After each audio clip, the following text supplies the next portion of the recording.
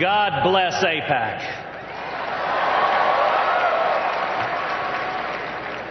I'm thrilled to be here with you today. And let me say at the outset, perhaps to the surprise of a previous speaker, Palestine has not existed since 1948.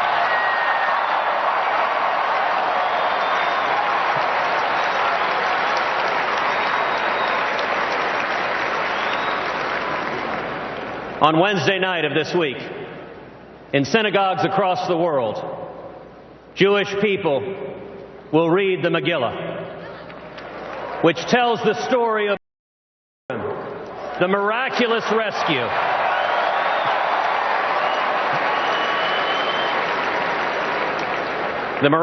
rescue of the Jewish people from the hands of a wicked Persian king.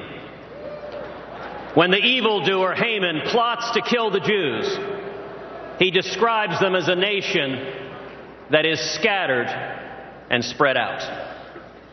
The Talmud teaches that the Jewish people at the time were divided amongst themselves, and that the lesson is that when the forces of good are divided, evil can prevail.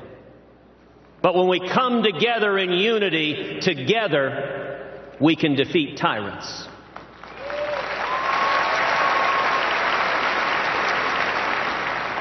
Today, we are reliving history, facing a similar time of challenge for America and for Israel.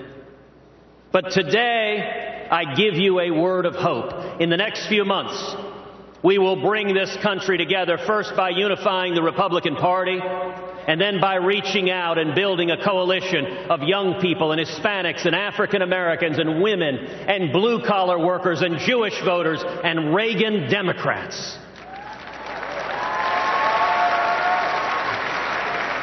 which will lead to a commanding victory in November that unifies this country and brings us together. And standing together, America will stand with Israel and defeat radical Islamic terrorism.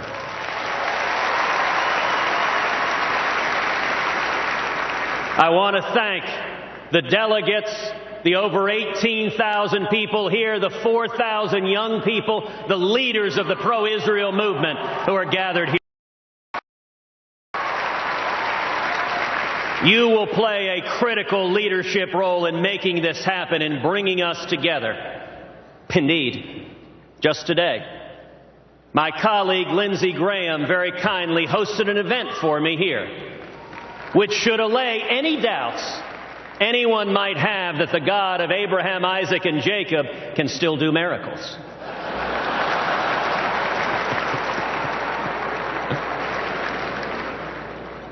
I want to begin by asking all of us to remember Taylor Force, a Texan who hailed from Lubbock, an Eagle Scout, a West Point graduate, an Army veteran.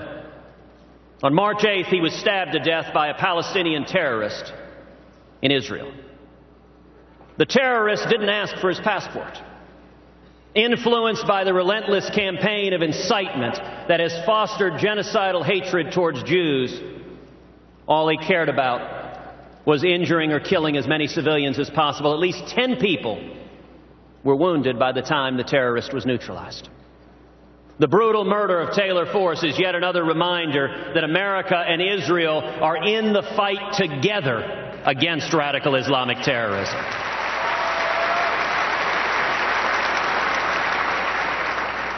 We need a president who will be a champion for America. And we need a president who will be a champion for Israel.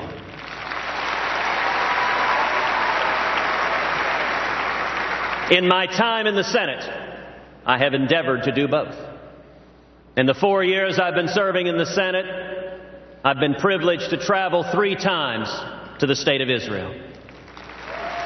I had the great privilege of seeing the Ziv Hospital in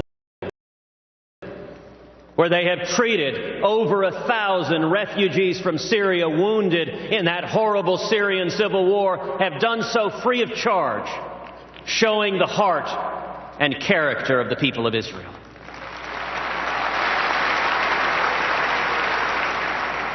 when the nation of Iran named as their ambassador to the United Nations Hamid Abu-Dhabi, a known terrorist who'd participated in holding Americans hostage in the late 1970s. People in Washington said there was nothing we could do. Well, I was proud to introduce legislation barring Abu-Dhabi from coming to America. That legislation passed the Senate 100-0. It passed the House 435-0, and it was signed into law by President Obama.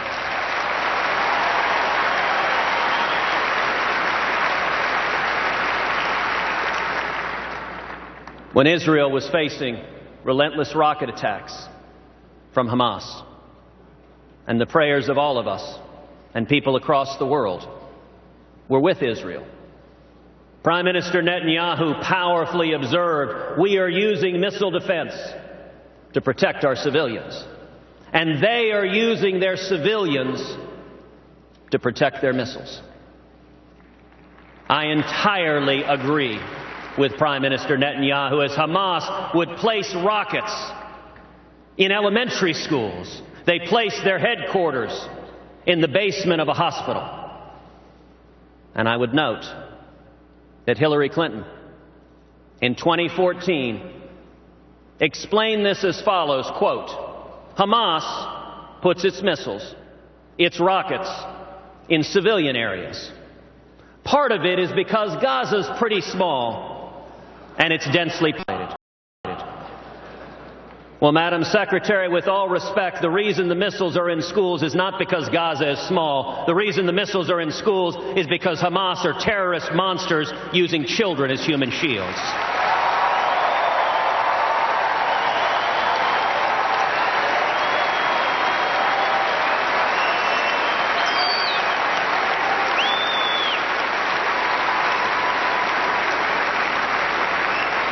And in response to this atrocity, I was proud to join with New York Democrat Kirsten Gillibrand in authoring a resolution condemning Hamas's use of human shields as a war crime, and that resolution passed both houses of Congress unanimously.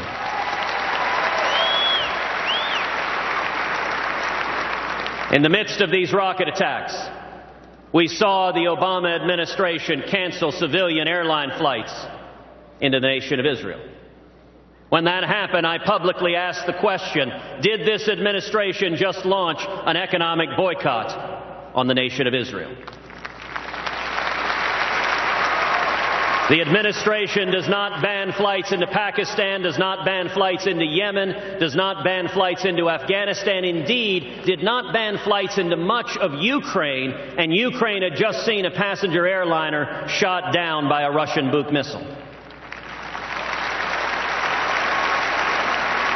So why exactly was a disproportionate sanction put on Israel? Because one rocket fell harmlessly a mile away from Ben Gurion Airport, one of the safest airports in the world.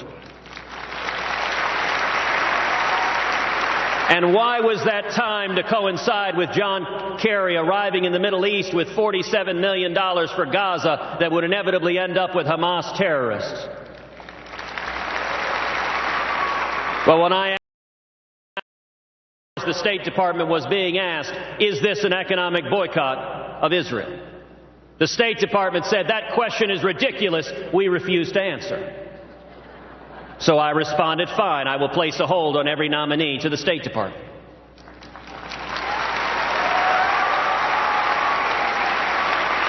Shortly thereafter, former New York Mayor Michael Bloomberg rode a civilian airliner from London to Tel Aviv, demonstrating that it was safe to fly to Israel.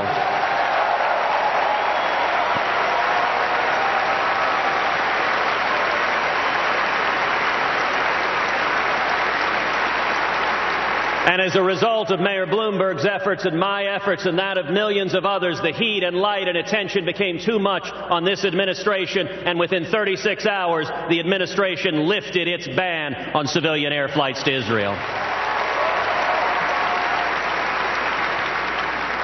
Looking forward, as president, I will lead very, very differently from the current administration.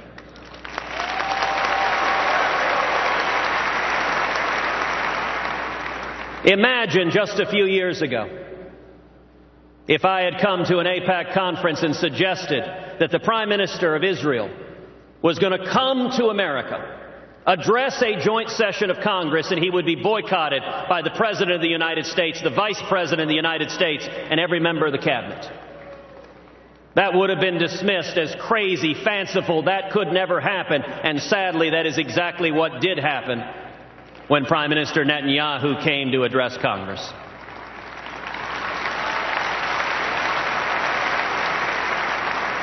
In a similar vein, my leading Republican opponent has promised that he, as president, would be neutral between Israel and the Palestinians. Well, let me be very, very clear. As president, I will not be neutral.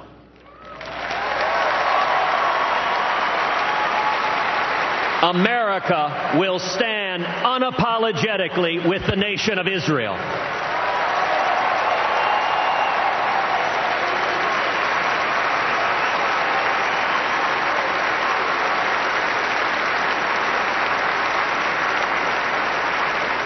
So what does that mean specifically? Let's start with today's Persian king, the nation of Iran. Both Hillary Clinton and Donald Trump have said they would maintain this Iranian deal, although Donald has promised he's going to negotiate and get a better deal. Well, my view is very different. On the first day in office, I will rip this catastrophic Iranian nuclear deal to shreds.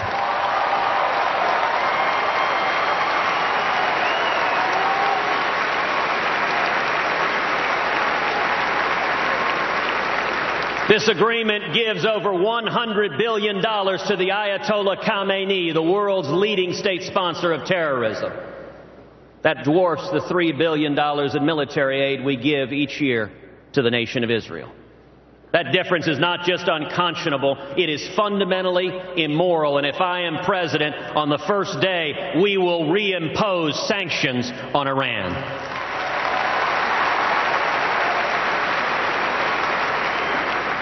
In a mockery of this Iranian nuclear deal, Iran has continued with missile tests, including launching a missile with the words printed on it in both Hebrew and Farsi. Israel should be wiped from the earth. Hear my words, Ayatollah Khamenei. If I'm president and Iran launches a missile test, we will shoot that missile down.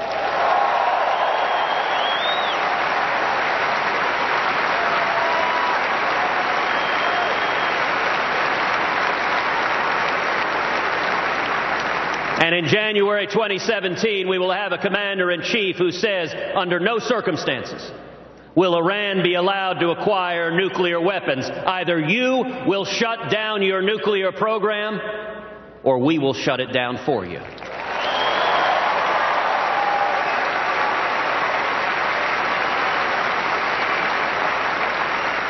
A year ago, when Prime Minister Netanyahu addressed Congress, I was honored to join the great Elie Wiesel on a panel discussion in the Senate about this disastrous Iranian deal. Not a single Democrat was willing to join Elie Wiesel, to sit alongside someone who witnessed firsthand the horrors of the Holocaust, who brings a moral weight and gravity second to none, was both powerful and humbling. And I am convinced, after this election, the American people will stand and say together, never again means never again.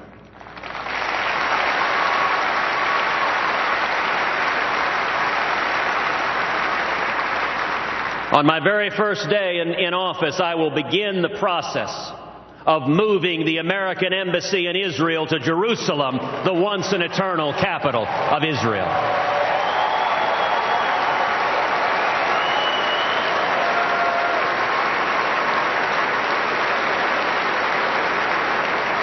Now, I recognize for years a whole lot of presidential candidates, both Republicans and Democrats, said that. Indeed, I recognize some candidates have said that standing here today. Here's the difference. I will do it.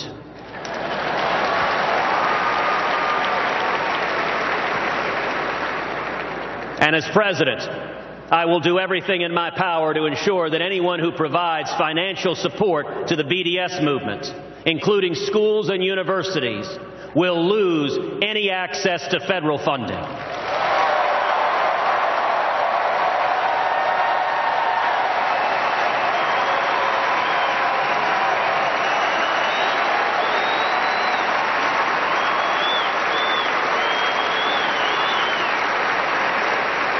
And to the extent that they have engaged in illegal behavior, they will be prosecuted to the fullest extent of the law. All of us here understand that Israel is not the barrier to peace.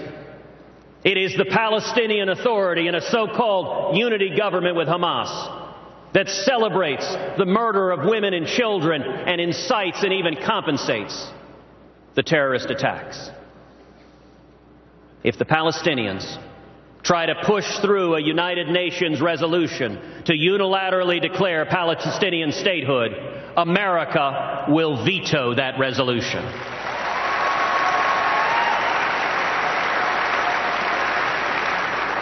Indeed, I tell you today, I will fly to New York to personally veto it myself.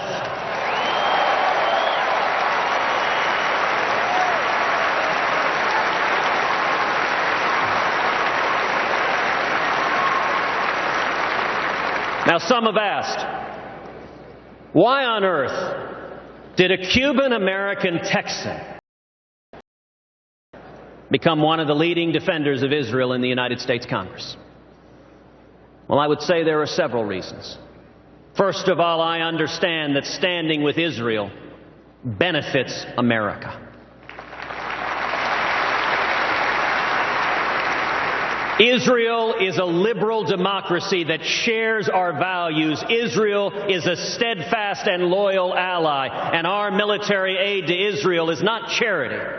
It is rather furthering the vital national security interests of the United States of America, whether it is missile defense from Iron Dome to David Sling, or whether it is intelligence and military cooperation. Israel provides an enormous benefit to keeping America safe and protecting us from radical Islamic terrorists.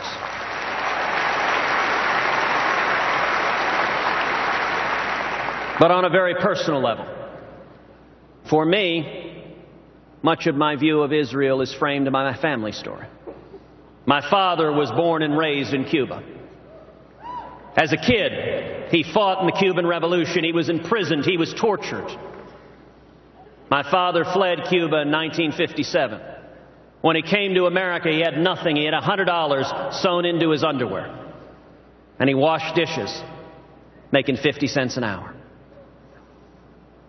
He paid his way through school. He went on to start a small business. When I was a kid, my dad used to say to me over and over again, when I faced oppression in Cuba, I had a place to flee to. If we lose our freedom here, where do we go?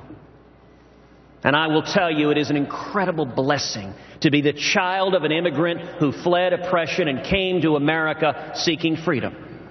And there is nation on earth like the United States of America that was created as an oasis, as a beacon of hope to people who had faced oppression, had faced horrible murder and persecution. The nation of Israel, like America, is a beacon of light unto the world.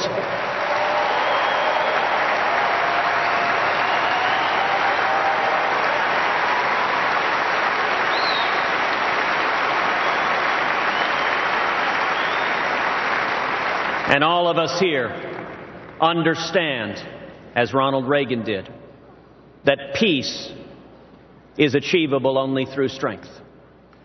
This is what Israel understands. When you are surrounded by neighbors who would drive you into the sea, somehow you don't have time for political correctness.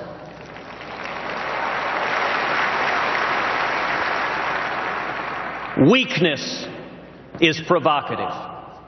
Appeasement increases the chance of military conflict. Indeed, I believe this Iranian nuclear deal is Munich in 1938, and we risk once again catastrophic consequences to allowing a homicidal maniac to acquire the tools to murder millions.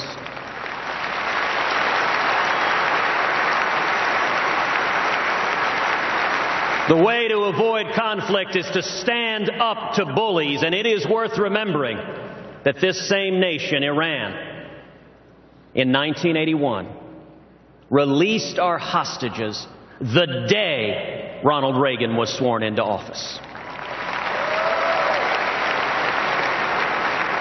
That is the difference a strong commander-in-chief can make, and together, standing as one, we can and will do it again. Thank you. God bless America.